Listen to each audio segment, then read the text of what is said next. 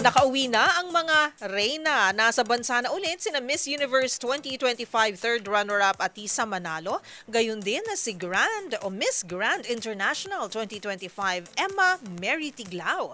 Pero kung ang dalawang Pinay beauty queens nakauwi na, ang pambato naman ng Pilipinas sa Miss International na si Myrna Esguera, nagsisimula pa lang ang laban at nagpakitang gilas kahapon sa preliminary competition. Mga detalye sa mundo ng pageantry sa report ni Showbiz Angel.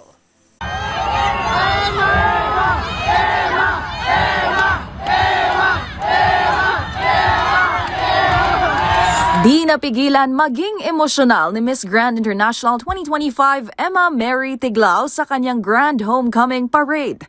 Ang Ayala Triangle sa Makati na puno ng supporters ng Kapampangan Beauty Queen na nakasakay sa isang karosang tadtad ng orange flowers. Nasa bansa nga rin ang first runner-up ng Miss Grand, ang Thai beauty queen na si Gatchabel, gayon din ang presidente ng MGI na si Mr. Nawat Itzaragrisil. Magunita na makasaysayan ang naging panalo ni Emma dahil sa kanilang back-to-back victory ni CJ Opiaza sa Miss Grand International Pageant.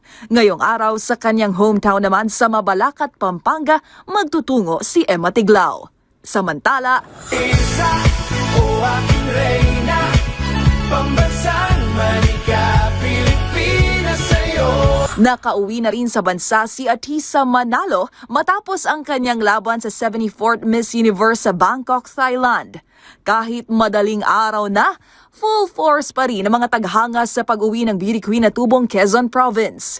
Kasamang dumating ng binansagang pambansang manika ang Executive Vice President ng MUPH organization na si Voltaire Tayag. Matapos naman ang kanyang Miss Universe journey, patuloy pa rin ang pakikiisa ng beauty queen sa non-profit organization na Alon Academy. Si Atisa ang itinanghal na third runner-up sa nagdaang 74th Miss Universe. Go Myrna, love you.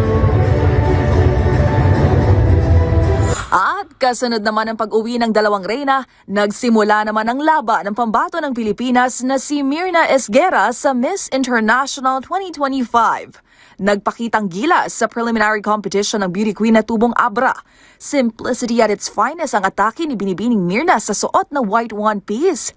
Habang isang radiant yellow halter gown na gawa ng designer na si Rich Sabinian ang inirampa ng ating pambato. Hango sa araw sa bandila ng Pilipinas na sumisimbolo niya sa life, hope at enduring brilliance ng Filipino spirit.